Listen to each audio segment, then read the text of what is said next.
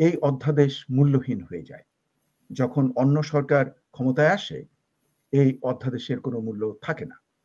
এখন কথা হলো যে এই অধ্যাদেশটায় যেটা আমার মনে হচ্ছে যে অনেকটা ইনডেমনিটি পাওয়ার অ্যাক্টের মতো মনে হচ্ছে, যে এদের কোনো সমালোচনা করা যাবে না, কোনো রকম কথা বলা যাবে না, সেটা বেআইনি হবে। এটা তো একটা ড্রাকোনিয়ান রুল। লক্ষ্য করে দেখুন, সাত্যা নাদেল্লা, উনি মাইক্রোসফটের C1 চেয়ারম্যান, এটার মার্কেট ক্যাপিটালাইজেশন 3 ট্রিলিয়নের বেশি। আপনার সুন্দর Pichai, he is the C1 chairman of alphabet Google, তার মার্কেট ক্যাপিটালাইজেশন 2.12 ট্রিলিয়ন, আর উপরে উঠে গেছে। অরবিন্দু কৃষ্ণা, IBM এর সিইও, তারপরে মাইক্রন টেকনোলজির সঞ্জয় মেহরোত্রা, আর অ্যাডোবির সিইও সত্যনু নারায়ণ। আমি কেন এই মাত্র কয়টা নাম বললাম, কিন্তু আরো অনেক। লক্ষ্য করে দেখুন, এই কোম্পানিগুলো সব AI, কোয়ান্টাম কম্পিউটিং এবং বর্তমান ইনফরমেশন টেকনোলজির যে জোয়ার, সেটাকে কিন্তু কন্ট্রোল করছে। এই বিরাট পাওয়ারফুল ভারতের গ্রুপ এবং নতুন ক্যাবিনেটে যারা যাবে, তাতে তারা পলিসি ডিক্টেট করবে। ইউনুস গভর্নমেন্ট আউট, কিন্তু তাহলে কে আসবে? হ্যাঁ, সেখানে হয়তো সামরিক বাহিনী আসতে পারে, কিছু পলিটিক্যাল লোকের সঙ্গে কম্বিনেশন করে they can come to power with the blessings of India.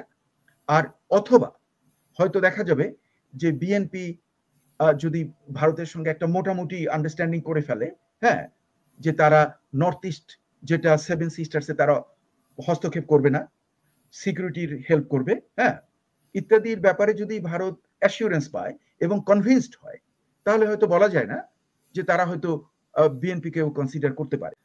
প্রথম বলবো যে রেড অ্যালার্ট যেটা করেছে যে ইন্টারপোলের মাধ্যমে, ওটার কোনো টিক থাকে না যদি লোকাল অ্যাডমিনিস্ট্রেশন সমর্থন না করে এবং সাহায্য না করে। ইন্টারপোল মানে যদি করতে পারতো, তাহলে তো হাসিনা গভর্নমেন্টের সময় যে তারা অনেককে ধরার চেষ্টা করেছে, তারা ইন্টারপোলের মাধ্যমে রেড অ্যালার্ট করেছে, কিন্তু কোনো লাভ হয়নি। ইন্টারপোল লোকাল যারা পুলিশ ফোর্সেস অ্যান্ড মানে যাদেরকে বলি আইন শৃঙ্খলা বাহিনী, তাদের সঙ্গে কোঅর্ডিনেট করেই এগুলোকে ইমপ্লিমেন্ট করে। তারা একটা নোটিস করতে পারে, হ্যাঁ, রেড অ্যালার্ট, কিন্তু ধরে নিয়ে যাওয়া, that's not possible, that the Interpol can't perform that. কাজে এটার এই যে রেড অ্যালার্ট, এখানে আরেকটি প্রশ্ন, যে ওনারা ভারত থেকে কেন চাচ্ছে না? আমরা তো জানি যে অনেক নেতাকর্মী ভারতে আছে, হাজার, এমনকি শোনা যায় যে লাখও আছে। তো সেখানে আমরা কেন ভারতের কাছে চাচ্ছি না? ভারতের কাছে যেখানে যেখানে ভারতের সাথে আমাদের একটা চুক্তিও আছে।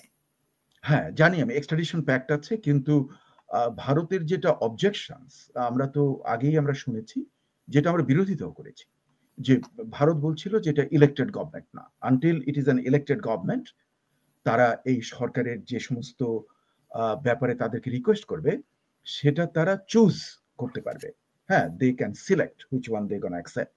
যেটা তারা অ্যাকসেপ্ট করবে না, তারা সেটা করবে না। কাজেই এটা সরকার জানে। এটা আসলে আমি মনে করি যে এই রেড অ্যালার্ট এবং এটা একটা প্রপাগ্যান্ডা, এর মানে intrinsic value is almost zero. এর কোনো ভ্যালু নাই। এর মাধ্যমে এরা কাউকেই নিতে পারবে না। এটা জাস্ট একটা মানে বাহারম্বে লঘু ক্রিয়া বলে না, যে চিৎকার করে কিন্তু ভেতরে কোনো শান নেই, তাই হচ্ছে। আর আপনার অন্য যে প্রশ্নটা, যে সরকার যেটা অধ্যাদেশ জারি করেছে, এরকম অধ্যাদেশ আমরা আগেও দেখেছি। হ্যাঁ, পাকিস্তান আমলে দেখেছি, তারপরে বাংলাদেশ আমলে দেখেছি, এবং আমরা জানি যে এই অধ্যাদেশ মূল্যহীন হয়ে যায়।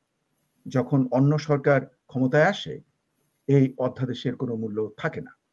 এখন কথা হলো যে এই অধ্যাদেশটায় যেটা আমার মনে হচ্ছে যে অনেকটা ইনডেমনিটি পাওয়ার অ্যাক্টের মতো মনে হচ্ছে, যে এদের কোনো সমালোচনা করা যাবে না, কোনো রকম কথা বলা যাবে না, সেটা বেআইনি হবে।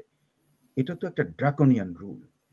আমি মনে করি ডক্টর মোহাম্মদ ইউনূসকে আমরা দারুণ শ্রদ্ধা করি। আমি তো বিশেষ করে খুবই মানে তাকে দারুণ মানে সর্বশ্রেষ্ঠ বাঙালি হিসেবে আমি তাকে অনেক সময় কনসিডার করি ইন সার্টেন এরিয়া। উনি মানে ওনার এখানে সাইনিং অন দিস, এটা ওনার জন্য একটা মঙ্গল আনবে বলে আমার মনে হয় না, কারণ এটা তো ইনডেমনিটি পাওয়ার অ্যাক্ট। এখন সবাই বলতে পারবে যে এই যে সরকার, এখানে কোনো মানবাধিকার নেই, কোনো গণতান্ত্রিক পদ্ধতি নেই, এটার যারা সমালোচক তাদেরকে ওনারা রসদ যোগালেন। এটা একটা ভালো কাজ হয়নি। আচ্ছা, আরেকটা ব্যাপার হলো যে বর্তমানের যেটা বিরাট পরিবর্তন ঘটেছে যুক্তরাষ্ট্রে, এর উপরেও কিন্তু নির্ভর করবে যে ইউনূস গভর্নমেন্ট কতদিন টিকে থাকবে। তার কারণ আগে যেটা আমরা দেখেছি যুক্তরাষ্ট্রের পররাষ্ট্র নীতি খুব একটা পরিবর্তিত হয় না, হ্যাঁ, একটু সামান্য হয়, until unless it's a very sensitive issue. হ্যাঁ, যেমন ধরেন আমরা দেখেছি এটা ভিয়েতনামের ক্ষেত্রে হয়েছে, মিডল ইস্টের ব্যাপারে হয়েছে, ইউরোপের ব্যাপারে হয়েছে, মানে ইউক্রেন, এবং আগেও হয়েছে বসনিয়া হার্জেগোভিনাতে আমরা দেখেছি, হ্যাঁ, যুগোস্লাভ রিপাবলিকগুলোতে হয়েছে, কিন্তু সাধারণত হয় না। তাহলে এবারের পরিস্থিতিটা কি, এটা আমাদেরকে বুঝতে হবে। আমার প্রেডিকশন হলো on the basis of some personal information, because of my connection, friendship with some of the Republican operatives and the news break, বিভিন্ন নিউজের অ্যানালিসিসে আমার যেন মনে হচ্ছে ক্যাশ প্যাটেল নামে এক ভদ্রলোক, ভারতীয় বংশোদ্ভূত, উনি হবেন CIA director, which is a very very important position. এখন আমাদের দেখতে হবে who is this cash Patel. Cash Patel কিন্তু একদম আপনি যাদেরকে বলতে পারেন বংশধর, মানে একদম মানে লয়্যালটি কাকে বলে, ডোনাল্ড ট্রাম্পের দারুণ লয়াল পার্সন, যে জন্য ক্যাশ প্যাটেলের কিন্তু লেখাপড়ার ব্যাকগ্রাউন্ড কিন্তু অতটা নয়। যুক্তরাষ্ট্রের সাধারণত অ্যাডমিনিস্ট্রেশনে যারা থাকে তারা আইভি লিগার হয় কিংবা ওর ইকুইভ্যালেন্ট হয়, সে কিন্তু অতি সামান্য ইউনিভার্সিটি অফ রিচমন্ড থেকে সে ডিগ্রি করেছে, খুবই মানে not very bright star in academic like that, কিন্তু উনি এত লয়াল এবং ডোনাল্ড ট্রাম্প তাকে এত পছন্দ করে যে তাকে এমনকি সে তার মানে সিকিউরিটির অ্যাক্টিং সিকিউরিটি হেড করেছিলেন ডিউরিং দি লাস্ট অ্যাডমিনিস্ট্রেশন। তারপরে শুধু তাই নয়, আবার ওনাকে নিলেন ডিফেন্সে, হ্যাঁ, শুধু তাই নয়, ওনাকে পাঠালেন সিরিয়াতে একটা নেগোশিয়েট করার জন্য। কাজে এই ভদ্রলোকের প্রচুর এক্সপেরিয়েন্স আছে, এই হবে সিআইএ ডিরেক্টর। এখন চিন্তা করেন যে ওনার সঙ্গে ভারতের সম্পর্ক কি। তাহলে আমি একটা এক্সাম্পল দিই। উনি কিছুদিন আগে বলেছেন যে অযোধ্যাতে যে রাম মন্দির হচ্ছে, যে ভাঙা মস্কের যে ধ্বংসাবশেষের উপরে, এটাকে সমর্থন করে উনি স্টেটমেন্ট দিয়েছেন, এই ক্যাশ প্যাটেল। এবং শুধু তাই নয়, ক্যাশ প্যাটেল নয়, আমার যেন মনে হয় রামস্বামী, হ্যাঁ, Vivek Ramaswamy will be the homeland secretary, যা আমার মনে হচ্ছে। আর ওদিকে যে ভাইস প্রেসিডেন্টের স্ত্রী উষা ভ্যান্স, উনি তো আছেন। এবং শুধু তাই নয়, ট্রানজিশন টিমে যে 4 জন সবচেয়ে গুরুত্বপূর্ণ, তার মধ্যে রয়েছেন জেডি ভ্যান্স, উষা ভ্যান্স, ভারতীয় বংশোদ্ভূত, আর ডোনাল্ড ট্রাম্পের 2 ছেলে। কাজেই আপনি চিন্তা করতে পারেন যে আগামীর যে অ্যাডমিনিস্ট্রেশন, হ্যাঁ, এবং আমি জানি Tulsi Gabbard is gonna be holding another very important position. শুধু তাই নয়, আমরা যদি ভারতের ইনফ্লুয়েন্স যুক্তরাষ্ট্রের উপরে তাকিয়ে দেখি, তাহলে আরো কয়েকটা নাম আমি উল্লেখ করব, যেটা দর্শক মন্ডলী আপনারা লক্ষ্য করে শুনবেন তারা কারা। তারা কিন্তু যুক্তরাষ্ট্রকে অনেকটা কন্ট্রোল করে। এরা হলো যুক্তরাষ্ট্রের আসল ব্যাপার হলো টাকা, মানে ডলার, হ্যাঁ, অর্থ। It's a capitalist country. লক্ষ্য করে দেখুন, সাত্যা নাদেল্লা, উনি মাইক্রোসফটের C1 চেয়ারম্যান। এটার মার্কেট ক্যাপিটালাইজেশন 3 ট্রিলিয়নের বেশি। আপনার সুন্দর Pichai, he is the C1 chairman of alphabet Google, তার মার্কেট ক্যাপিটালাইজেশন 2.12 ট্রিলিয়ন, আর উপরে উঠে গেছে। অরবিন্দু কৃষ্ণা, IBM এর সিইও। তারপরে মাইক্রন টেকনোলজির সঞ্জয় মেহরোত্রা, আর অ্যাডোবির সিইও সত্যনু নারায়ণ। আমি কেন এই মাত্র কয়টা নাম বললাম, কিন্তু আরো অনেক। লক্ষ্য করে দেখুন, এই কোম্পানিগুলো সব এআই, কোয়ান্টাম কম্পিউটিং এবং বর্তমান ইনফরমেশন টেকনোলজির যে জোয়ার, সেটাকে কিন্তু কন্ট্রোল করছে। এই বিরাট পাওয়ারফুল ভারতের গ্রুপ এবং নতুন ক্যাবিনেটে যারা যাবে, তাতে তারা পলিসি ডিক্টেট করবে। এবং অলরেডি যে আওয়ামীপন্থী এখানে আছে, তারা কিন্তু অলরেডি একটা টক শোতে আমার সঙ্গেই ছিল। তারা বলেছে যে তারা সমস্ত ডক্টর ইউনূসের যে কত টাকা সে দিয়েছে ক্লিন্টন ফাউন্ডেশনে, তারপরে নির্বাচনে সে মানে ডেমোক্র্যাটদেরকে কত টাকা দিয়েছে, এর তারা লিস্ট বের করবে। এটা ওপেন রেকর্ড, তারা এটা বের করে এটা নতুন যারা গভর্নমেন্টে আসবে, যেমন হয়তো ওই ভদ্রলোককে তারা সাপ্লাই করে দেবে সিআইএ এর হেডকে। তাহলে ইত্যাদি ব্যাপারে যা হবে তাতে আমার যেন মনে হয় যে ডোনাল্ড ট্রাম্প তো নিজে কিছু করবে না, তার সে ভারতকে পছন্দ করে। এবং আরো একটা আমি অ্যাড করব, ওনাকে যে কংগ্রেচুলেশন পাঠিয়েছে যারা রাষ্ট্রনায়ক বিভিন্ন দেশের, তাতে দুজন বলেছে বন্ধু, একজন হলো মোদি আর একজন বলছে এরদোয়ান তুরস্কের। এবং এরদোয়ান কিন্তু নির্বাচনকে ফাইন্যান্স করেছে ভায়া জার্মানি। হ্যাঁ, এটাও আমরা জানি। কাজে এরা তার ঠিকই বন্ধু।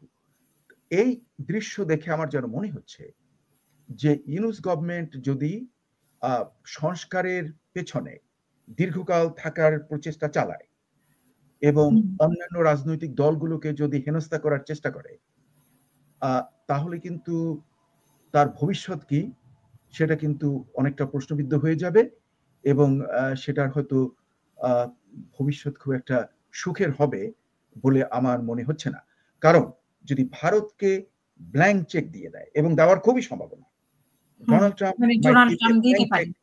টু ইন্ডিয়া যদি দেয়, তাহলে তো ওখানে ইন্ডিয়ার জন্য দুটো alternative. I tell you, Yunus government out, কিন্তু তাহলে কে আসবে? হ্যাঁ, সেখানে হয়তো সামরিক বাহিনী আসতে পারে, কিছু পলিটিক্যাল লোকের সঙ্গে কম্বিনেশন করে they can come to power with the blessings of India.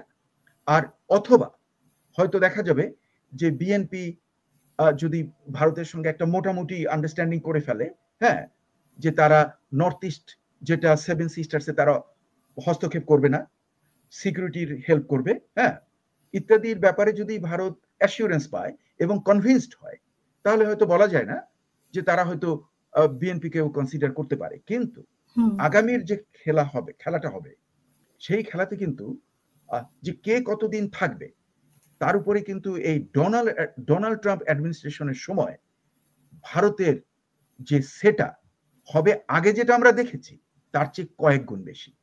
কারণ আগে একটা চেক অ্যান্ড ব্যালেন্স ছিল, কিন্তু ডোনাল্ড ট্রাম্পের সঙ্গে ভারতের যে সম্পর্ক এবং তার ক্যাবিনেটে যারা যারা থাকবে এবং খুবই পাওয়ারফুল লোক, চিন্তা করেন উষা ভ্যান্স, সে জেডি ভ্যান্সের ওয়াইফ, জেডি ভ্যান্স হলো ভাইস প্রেসিডেন্ট। যদি ডোনাল্ড ট্রাম্পের স্বাস্থ্য খারাপ হয়ে যায়, উনি তো অনেক বৃদ্ধ, by chance, god forbid it doesn't happen, যদি হঠাৎ ওনার হয়তো উনি মারা গেলেন, তাহলে কে পাওয়ারে আসবে? তাহলে তো পাওয়ারে আসবে JD Vance will be the president, Usha Vance will be the first lady. কাজেই আমার মনে হয় সবকিছু চিন্তা করে আমার পরামর্শ, যেহেতু আমি ডক্টর ইউনূসকে খুব পছন্দ করি, তার বিশেষ করে তার যে অবদান, মানে উজ্জরিনে তার অবদান বাংলাদেশে এবং বিশ্বজুড়ে, এই জন্য ওনাকে আমি খুব শ্রদ্ধা করি। কিন্তু ওনারই মঙ্গলের জন্য আমার পরামর্শ হলো যে অচিরেই নির্বাচনটা দিয়ে মানে ভালো ভালো কেটে পড়াটাই তাদের জন্য মঙ্গলজনক। তা না হলে হয়তো ভবিষ্যৎ খুব মানে এমন জটিলতার দিকে হতে পারে, ওনার সারা জীবনে যে অবদানগুলো, যেটাকে আমরা দারুণ শ্রদ্ধা করি, সেগুলো একদম ম্লান হয়ে যেতে পারে। এটা আমরা চাই না।